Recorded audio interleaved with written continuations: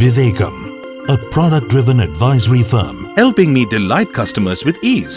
Services like Snapshot gives me updated stock portfolio views, and Spot helps me identify undervalued stocks. Similarly, with Portfolio Scanner, I am able to scan and spot weaknesses in the portfolios, helping clients maximize their results and beat the market. Call our trusted advisors today.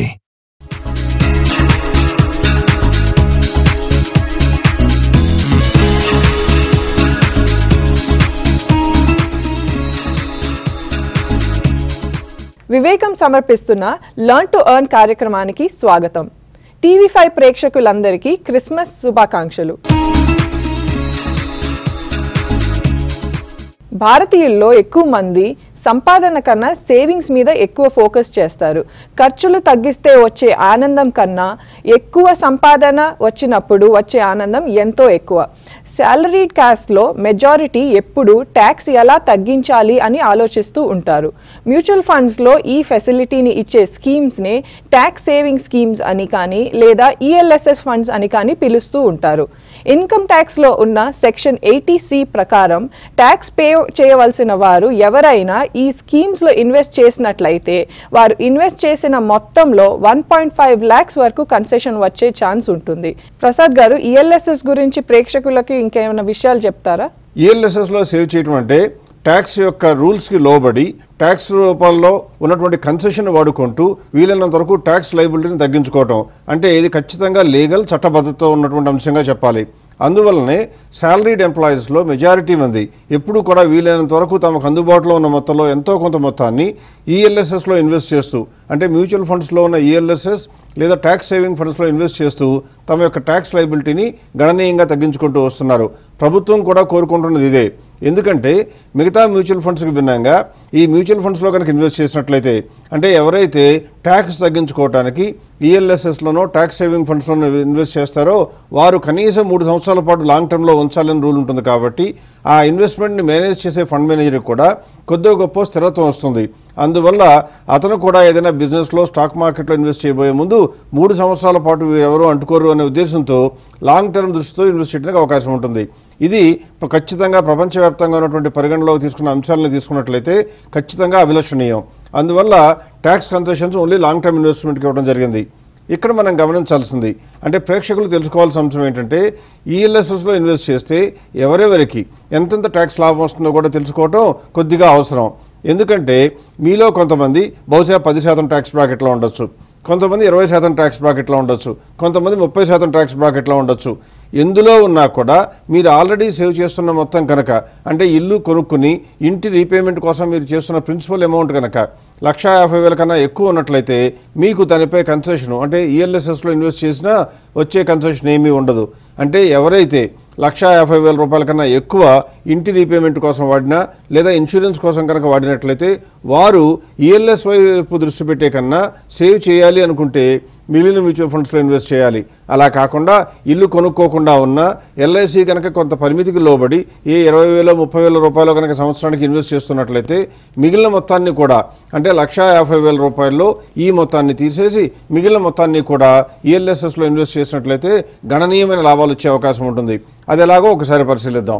ఒక ఉదాహరణగా తీసుకోవడానికి వీలుగా నెలకి 10,000 రూపాయల చొప్పున సంవత్సరానికి 1,20,000 కనుక మీరు సేవ్ చేసినట్లయితే మన ఎగ్జాంపుల్లో అంటే ఇప్పుడు మీరు స్క్రీన్పై చూస్తున్న అంకెల్నే కనుక చూసినట్లయితే 30% రిబేట్ని పరిగణించి నేను చెప్పడం జరుగుతోంది. ఇలా 30% రిబేట్ వచ్చింది అంటే అర్థం ఏంటంటే మనం సేవ్ చేసిన 1,20,000 నెలకి 10,000 చొప్పున 1,20,000 సేవ్ చేస్తే 36,000 రూపాయలు మనకు ట్యాక్స్ కన్సెషన్గా మిగులుతుంది. అంటే నికరంగా మనం ఇన్వెస్ట్ చేసింది ఎంత మన జేబులో నుండి ఈఎల్ఎస్ఎస్లోకి వెళ్ళింది 1,20,000 అయినప్పటికీ కూడా ఒకవేళ కనుక అలా చేయకుండా ఉండి ఉన్నట్లయితే మనం 36,000 రూపాయలని కూడా ఇన్కమ్ ట్యాక్స్ డిపార్ట్మెంట్కి పన్నుగా చెల్లించవలసి ఉండేది. అంటే ఆ 36,000 మనకు మిగిలినట్లే కదా. కాబట్టి నికరంగా మన జేబుల్లోంచి బయటికి వెళ్ళింది ఎంత అని చూస్తే కేవలం 84,000. అంటే మీరు చేయవలసింది ఏంటంటే 3 సంవత్సరాల తరువాత ఈ 1,20,000 పెట్టుబడి మీద ఎంత లాభం వచ్చిందో చూసేటప్పుడు మీరు పరిగణించాల్సిన అంశం ఏంటంటే 1,20,000 పెట్టవలసిన నేను 36,000 సేవ్ చేసుకుని ఎఫెక్టివ్గా ఓన్లీ 84,000 పెట్టాను కాబట్టి దానిపై వచ్చిన రిటర్న్ ఎంత అని చూడాలి. అంటే 1,20,000 పెట్టుబడి మీద వచ్చిన రాబడి మీకు నిజానికి కేవలం 84,000 మీదగానే వచ్చినట్టు అనమాట. ఇప్పుడు మీకు చూపించబోయే టేబుల్ కనుక చూసినట్లయితే ఒకవేళ మీ ఇన్కమ్ ట్యాక్స్ స్లాబ్ 10% కానీ 20% కానీ 30% కానీ ఉన్నప్పుడు ఒకవేళ మీరు చేసిన ఈఎల్ఎస్ఎస్ ఇన్వెస్ట్మెంట్స్లో రకరకాల రేట్లో రాబడి వచ్చినప్పుడు ఎలా మీకు ఎఫెక్టివ్ రేట్ ఆఫ్ రిటర్న్ ఉంటుందో కూడా తెలుసుకునే ప్రయత్నం చేద్దాం.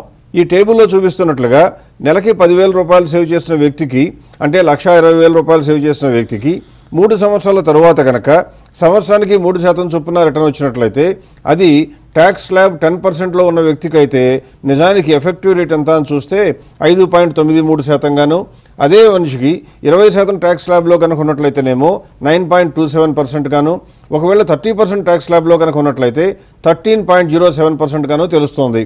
అంటే బ్యాంకులు ఇచ్చేదానికన్నా దాదాపు రెట్టింపు ఫలితం మీకు 30% స్లాబ్లో ఉంటే వస్తుందన్నమాట.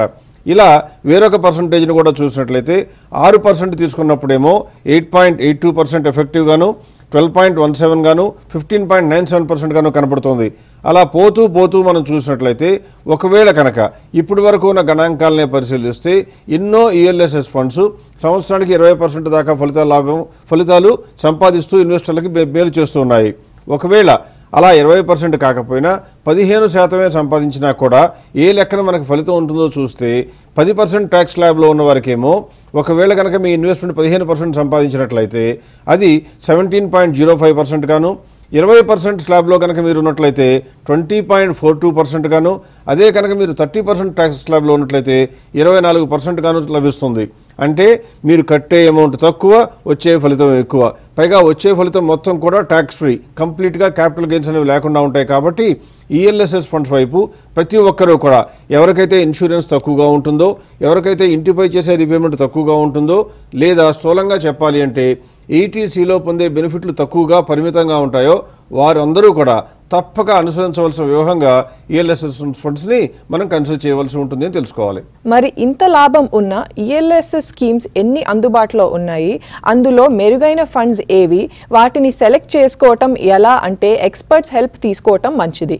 అలాగే 3 years తరువాత ఇన్వెస్ట్మెంట్స్ని ఉంచాలా లేక అమ్మివేయాలా అని తెలుసుకోవాలంటే ఎక్స్పర్ట్ సలహా తీసుకుని ప్లాన్ చేసుకోవటం మంచిది. సరిగ్గా ప్లాన్ చేస్తే లైఫ్లో ఒకసారి 3 years పాటు ఇన్వెస్ట్ చేసిన తరువాత అదే మనీని రొటేషన్ చేస్తూ అడిషనల్గా ఇన్వెస్ట్మెంట్ చేయకుండా life long income tax concession పొందుతూ ఉండవచ్చు. మీరు 3 years క్రితం ఇన్వెస్ట్ చేసిన స్కీమ్స్ ఇవాల్టికి కూడా మంచివి అయినా కూడా 3 years తరువాత ఒకసారి వాటిని అమ్మి తిరిగి కొన్నట్లు అయితే కరెంట్ ఇయర్లో కూడా కన్సెషన్ వస్తుంది. అలా ప్రతి మంత్ చేస్తూ పోతే మనం ఏమి ఎక్స్ట్రా ఇన్వెస్ట్మెంట్ చేయవలసి రాకుండా లైఫ్ లాంగ్ కన్సెషన్స్ పొందుతూ ఉండవచ్చు. దీని గురించి ఇంకొన్ని విషయాలు ప్రసాద్ గారిని అడిగి తెలుసుకుందాం. అవంతి చెప్పింది 100% ఫ్యాక్ట్ అనే చెప్పాలి. ఎందుకంటే ఎప్పుడు కూడా ఈఎల్ఎస్ఎస్లో ఇన్వెస్ట్ చేసినట్లయితే 3 సంవత్సరాల పాటు ఖచ్చితంగా ఉంచుకోవాలని మాత్రమే నిబంధన ఉన్నది. కానీ ఎక్కువ మంది మ్యూచువల్ ఫండ్ ఇన్వెస్ట్ చేసే పొరపాటు ఏంటంటే ఆ నిబంధన ఇన్వెస్ట్ చేసేటప్పుడు గుర్తుపెట్టుకుంటారు, కానీ దాన్ని అమ్మవలసిన టైం వచ్చినప్పుడు మాత్రం అమ్మాలి అని తెలుసుకోరు. అందువల్ల ఏం జరుగుతుందంటే ప్రతి సంవత్సరం తర్వాత సంవత్సరం మళ్ళీ తిరిగి ఇన్వెస్ట్ చేస్తూ పోతూ ఉంటారు. కానీ ఆ 3 సంవత్సరాల క్రితం ఇన్వెస్ట్ చేసిన అమౌంట్ని తిరిగి అంటే 3 సంవత్సరాలు అయిపోయిన తర్వాత ఒకసారి అమ్మివేసి మళ్ళీ ఇన్వెస్ట్ చేసినా కూడా కన్సెషన్ వస్తుంది అని తెలియదు. అలా కాకుండా ఒకవేళ 3 సంవత్సరాల క్రితం ఇన్వెస్ట్ చేసిన అమౌంట్ అలాగే ఉంచి, 2 సంవత్సరాల క్రితం చేసింది అలాగే ఉంచి, 1 year క్రితం చేసింది కూడా అలాగే ఉంచి, ఈ సంవత్సరం కన్సెషన్ రావాలి అంటే మళ్ళీ ఇన్వెస్ట్ చేయాలి అనుకునే ఎక్కువ మంది ఇంకోసారి ఇన్వెస్ట్ చేస్తూ ఉంటారు. అంటే 4, 5, 6 సంవత్సరాలు అయిపోతుంటే ఆ ఈఎల్ఎస్ఎస్ ఫండ్స్లో పెట్టే ఇన్వెస్ట్మెంట్స్ పెరుగుతూ పోతుంటాయి. ఇది ఎట్టి పరిస్థితుల్లోనూ అభిలషణీయం కాదు, అవసరం కూడా కాదు. ఎందుకంటే ఇన్కమ్ ట్యాక్స్ చట్టం చెప్పిన దాని ప్రకారం 3 సంవత్సరాలు ఉంచుకోవాలి అని చెప్పింది, కానీ 3 సంవత్సరాల తర్వాత ఉంచుకోవాలని చెప్పబడలేదు. అందువల్ల మీరు ఒకసారి ఇన్వెస్ట్ చేసిన తర్వాత 3 సంవత్సరాల కాలం ఉంచుకున్న తర్వాత మీరు ఆ సంవత్సరానికి అవి ఫ్రీ అయిపోతాయి. కాబట్టి వాటిని నిరభ్యంతరంగా అమ్ముకోవచ్చు, దానిపైన ఏ రకమైన పన్ను కూడా చెల్లించవలసిన అవసరం ఉండదు. కానీ అలా అమ్మేబోయే ముందు కనుక ఆ సంవత్సరానికి కూడా కన్సెషన్ కావాలి, కాబట్టి ఆ ఇయర్లో కూడా నేను ఇన్వెస్ట్ చేయాలి కదా అని మీరు అనుకున్నట్లయితే, ఒకవేళ మీరు ఆల్రెడీ హోల్డ్ చేస్తున్న ఫండే కనుక మంచిది అని తోచినట్లయితే అదే ఫండ్లో ఇన్వెస్ట్ చేస్తే బాగుంటుంది కదా. కాబట్టి ఒకసారి అమ్మటం ఎందుకు, ఒకసారి కొనటం ఎందుకు అనుకునే బదులుగా మీరు ఖచ్చితంగా చేయవలసిన పని ఏంటంటే అలా అనుకోకుండా ఆ ఫండ్ని ఒకసారి అమ్మి, అంటే 3 సంవత్సరాల క్రితం కొన్న ఫండ్ని అన్నే యూనిట్లు కనుక 3 సంవత్సరాల తర్వాత అమ్మేసినట్లయితే మీకు పన్ను ఏమీ ఉండదు. పైగా ఆ అమౌంట్ వచ్చిన వెంటనే తిరిగి మళ్ళీ ఇన్వెస్ట్ చేశారనుకోండి, అప్పుడు ఏం జరుగుతుందంటే ఈ తిరిగి చేసిన అమౌంట్ ఏమో ఫ్రెష్ ఇన్వెస్ట్మెంట్ కింద భావిస్తారు కాబట్టి దీనిపైన ఆ ఇయర్కి కన్సెషన్ వస్తుంది. అందువల్ల ప్రతి ఇన్వెస్టర్ కూడా ఇలా రొటేషన్ పద్ధతిని ఖచ్చితంగా ఫాలో అవటం మంచిది. ఇది ఎలా ఉంటుందో చిత్రాల సహాయంతో లేదా పిక్చర్స్ సహాయంతో చెల్లించడానికి ఒక్కసారి స్క్రీన్పై ఉన్న స్లైడ్స్నే చూడండి. ఇక్కడ మీరు గమనించినట్లయితే 1వ సంవత్సరం, 2వ సంవత్సరం, 3వ సంవత్సరం అంటే ఫస్ట్ 3 ఇయర్స్లో ఒక వ్యక్తి తన ఇన్వెస్ట్మెంట్ని ఈఎల్ఎస్ఎస్ ఫండ్స్లో పెట్టడం జరిగింది. ఆ తర్వాత 4వ సంవత్సరం వచ్చేటప్పటికి ఫ్రెష్గా డబ్బులు తీసుకురావాలా లేక మొట్టమొదటి సంవత్సరంలో పెట్టిన ఫండ్లో నుంచి అమ్మివేసి అదే అమౌంట్ ఇన్వెస్ట్ చేయాలని ఆలోచించినప్పుడు ఇంతకుముందు నేను చెప్పినట్లుగా మొదటి సంవత్సరం పెట్టిన ఫండ్ని అమ్మివేసి దానిలో నుంచి వచ్చిన డబ్బుని తిరిగి ఇన్వెస్ట్ చేయడం మంచిది అని చెప్పడం జరిగింది.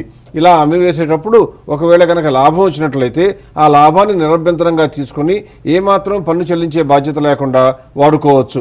అలా కాకుండా కొద్దిగా నష్టం వచ్చినట్లయితే ఎంత నష్టం వచ్చిందో ఆ నష్టం మాత్రమే పూరించి ఆ అమౌంట్ని తిరిగి ఇన్వెస్ట్ చేసే సదుపాయం ఉంటుందన్నమాట. కాబట్టి 1వ సంవత్సరంలో ఇన్వెస్ట్ చేసిన మొత్తాన్ని 4వ సంవత్సరానికి వాడటం జరుగుతుంది. ఆ తర్వాత 2వ సంవత్సరానికి 5వ సంవత్సరం వచ్చేటప్పటికి 3 సంవత్సరాలు పూర్తవుతాయి కాబట్టి 2వ సంవత్సరంలో పెట్టిన పెట్టుబడిని 5వ సంవత్సరంలో తిరిగి అమ్మివేసి మళ్ళీ కొనుక్కోవచ్చు. అలాగే 3వ సంవత్సరంలో పెట్టిన దాన్ని 6వ సంవత్సరంలో పెట్టచ్చు. అంటే మనం గమనించవలసింది ఏంటంటే జీవితంలో ఒక్కసారి కనుక మొట్టమొదటి 3 సంవత్సరాల్లో కనుక ఇన్వెస్ట్ చేసినట్లయితే ఆ 3 సంవత్సరాల్లో ఇన్వెస్ట్ చేసిన మొత్తాన్ని జీవితాంతం కూడా కన్సెషన్స్ పొందుతూ పోవచ్చు. అంటే ఎన్ని సంవత్సరాలు మీరు పెట్టుబడి చేసినా కానీ అన్ని సంవత్సరాలకి కన్సెషన్ వస్తుంది. కాబట్టి దీర్ఘకాలికంగా ఇది ఎంతో లాభదాయకమైన వ్యూహంగా మీరు పరిగణించాలి. ఈఎల్ఎస్ఎస్ ఫండ్స్ గురించి మరికొన్ని విషయాలు తెలుసుకునే ముందు వివేకం సమర్పిస్తున్న లర్న్ టు ఎర్న్ ప్రోగ్రాంలో ఒక చిన్న break. Vivekam, a product-driven advisory firm, helping me delight customers with ease. Services like Snapshot gives me updated stock portfolio views, and Spot helps me identify undervalued stocks. Similarly, with Portfolio Scanner, I am able to scan and spot weaknesses in the portfolios, helping clients maximize their results and beat the market. call our trusted advisors today. వివేకం సమర్పిస్తున్న learn to earn ప్రోగ్రామ్కి తిరిగి స్వాగతం. ఈఎల్ఎస్ఎస్లో invest చేయటం మిగిలిన ఫండ్స్తో పోలిస్తే మంచిదేనా అని మీలో చాలా మందికి డౌట్స్ రావచ్చు. ఈ 2 కేటగిరీస్ని సెపరేట్గా చూడాలి కానీ కలిపి చూడకూడదు. ట్యాక్స్ ట్రీట్మెంట్లో డిఫరెన్స్ ఉంటాయి కాబట్టి ఈఎల్ఎస్ఎస్ ఫండ్స్ని ఎప్పుడు సెపరేట్గా ఇవాల్యుయేట్ చేయటం అవసరం. వివేకం ఇన్వెస్టర్స్ కోసం ఈఎల్ఎస్ఎస్ ఫండ్స్ మీద కూడా కాన్సన్ట్రేట్ చేసి ఈఎల్ఎస్ఎస్లో బెటర్ ఫండ్స్ని సెలెక్ట్ చేసే ప్రాసెస్ని స్టార్ట్ చేసింది. ఆ ప్రాసెస్ని ఫాలో అయినట్లయితే ఒకసారి మంచి పర్ఫార్మెన్స్ చూపిన ఫండ్ బదులు యావరేజ్గా ఇయర్ మొత్తానికి చూసినప్పుడు నిఫ్టీ కన్నా అవుట్ పర్ఫార్మెన్స్ బాగా ఉన్న ఫండ్స్ని సెలెక్ట్ చేసుకోవటానికి వీలు ఉంటుంది. అందుకే ప్రాసెస్ని ఫాలో అయినప్పుడు మనం సెలెక్ట్ చేసిన ఫండ్స్ మిగిలిన ఫండ్స్ కన్నా మెరుగైన అవుట్ పర్ఫార్మెన్స్ ఇచ్చే ఛాన్సెస్ ఉంటాయన్నమాట. వివేకం సెలెక్ట్ చేసిన ఫండ్స్ గతంలో ఎలా పర్ఫార్మ్ చేసినాయో ఒకసారి చెప్పగలుగుతారండి? ఫండ్ని సెలెక్ట్ చేయబోయే ముందు ఆ ఫండ్ యొక్క అవుట్ పెర్ఫార్మెన్స్ యావరేజ్గా ఎంత ఉంటుందో చూడాలి, మొదటి అంశం. రెండవ అంశంగా ఆ యొక్క ఫండ్లో ఉన్న అసెట్స్ అండర్ మేనేజ్మెంట్ అంటే ప్రజలందరి దగ్గర నుంచి కూర్చున్నటువంటి అమౌంట్ ఎంత ఉందో కూడా చూడాలి. అది కనీసం 500 కోట్లు కూడా లేనట్లయితే ఆ ఫండ్ని దాదాపుగా వదిలివేసి వేరొక ఫండ్ వైపు దృష్టి పెట్టడం మంచిది. ఇలా ఇన్ని కోణాల్లో పరిశీలించి అన్ని కోణాలని పరిగణించిన తర్వాత మెరుగైన ఫండ్స్ని సెలెక్ట్ చేయడానికి వీలుగా వివేకం ఒక ప్రాసెస్ని చేసింది. ఆ ప్రాసెస్ యొక్క ఎఫెక్టివ్నెస్ ఎలా ఉందో చూడటానికి 2 డేట్లు మనం తీసుకుందాం. మొదటి డేట్గా కనుక చూసినట్లయితే 13th January 2012 ఆ రోజున 3 ఫండ్స్ని వివేకం సజెస్ట్ చేయడం జరిగింది. అందులో మొదటిది HDFC ట్యాక్స్ సేవర్. దాని యొక్క నెట్ అసెట్స్ వాల్యూ ఆ రోజుకి అంటే January 13, 2012 నాటికి 201.625గా ఉంది. అదే అమౌంట్ని ఖచ్చితంగా 3 సంవత్సరాల పాటు మనం హోల్డ్ చేయాలి కాబట్టి 3 years తర్వాత ఎంత ఉందో కూడా చూడటం జరిగింది. 3 years తర్వాత కనుక మనం చూసినట్లయితే అదే యొక్క ఫండ్ యొక్క ఎన్ఏవి 419.463గా పెరిగింది. అంటే దాదాపుగా డబల్ కన్నా ఎక్కువైందనమాట. ఎంత రిటర్న్ వచ్చిందని మనం కంప్యూట్ చేసినప్పుడు మ్యూచువల్ ఫండ్లో 108.04% రిటర్న్ వచ్చింది. 3 సంవత్సరాలు కలిపి 108.04 అంటే రెట్టింపు కన్నా ఎక్కువైందనమాట. మరి అదే సమయంలో ఇండెక్స్లో ఎంత వచ్చిందో కూడా చూడాలి.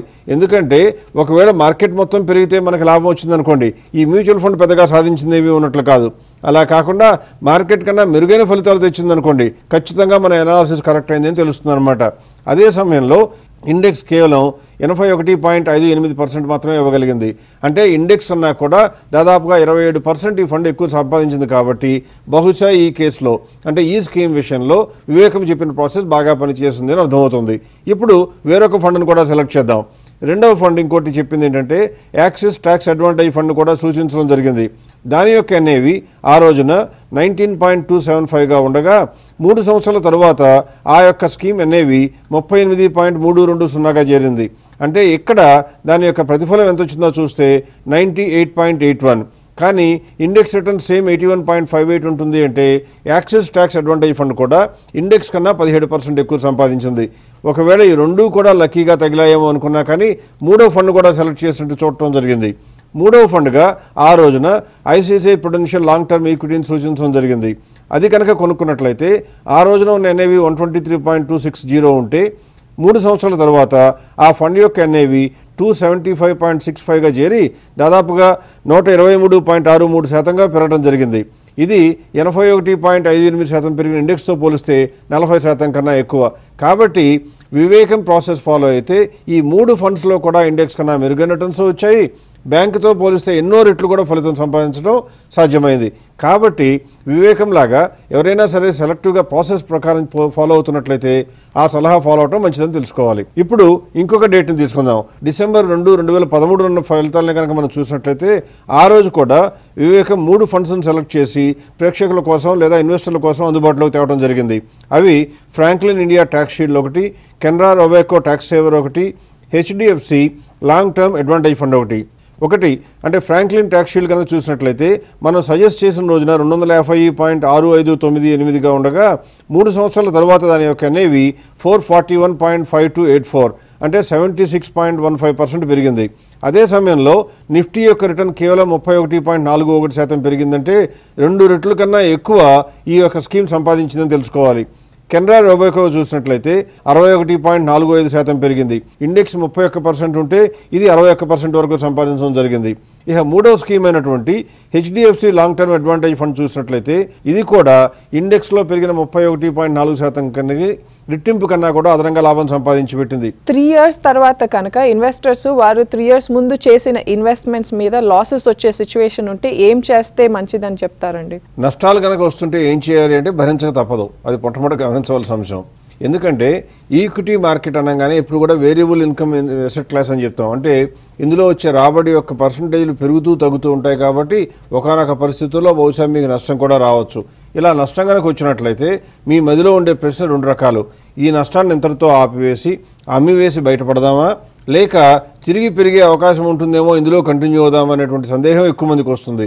ఇక్కడ మీరు గమనించాల్సింది ఏంటంటే ఈ ఈగిలెసెస్లో చేసే ఇన్వెస్ట్మెంట్స్ అన్నీ కూడా 3 సంవత్సరాల తర్వాత అమ్మివేసి ఆ రోజున బెటర్ ఫండ్ ఏదో అందులో కొనుక్కోవడం ఖచ్చితంగా మంచి పద్ధతి. ఎందుకంటే మనం ఇన్వెస్ట్ చేసేటువంటి ప్రధాన ఉద్దేశం లాభం సంపాదించడం ఒకటే కాదు.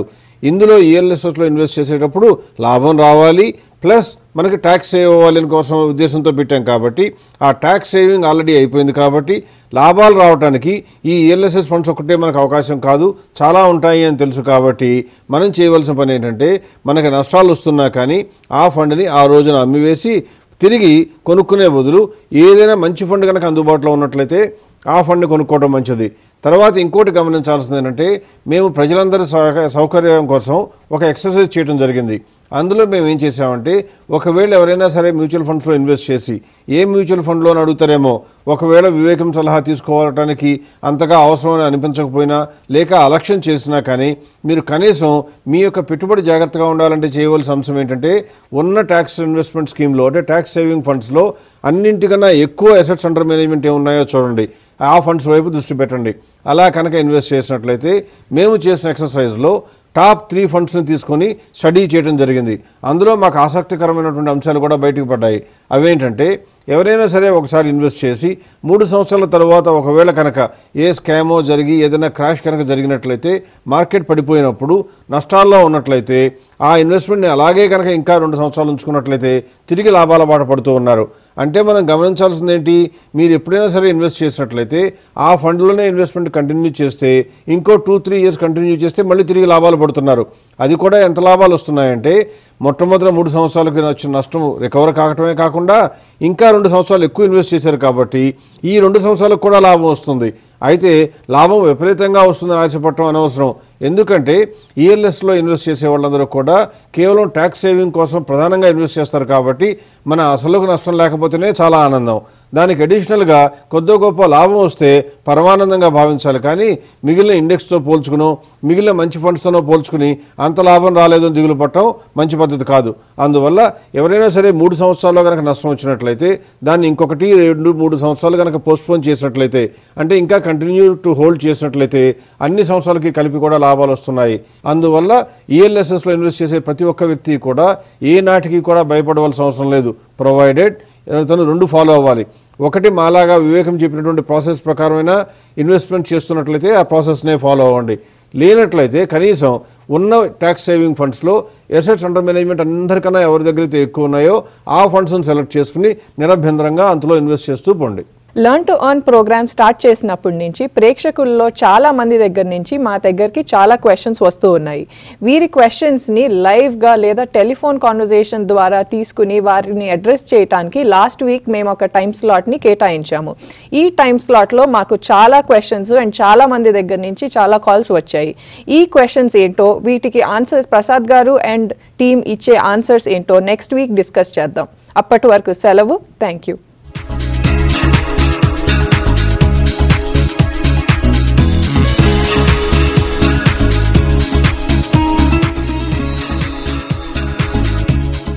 Vivekam, a product-driven advisory firm, provides services through features like Snapshot, Spot, Portfolio Scanner, helping clients maximize their results and beat the market. Call our trusted advisors today.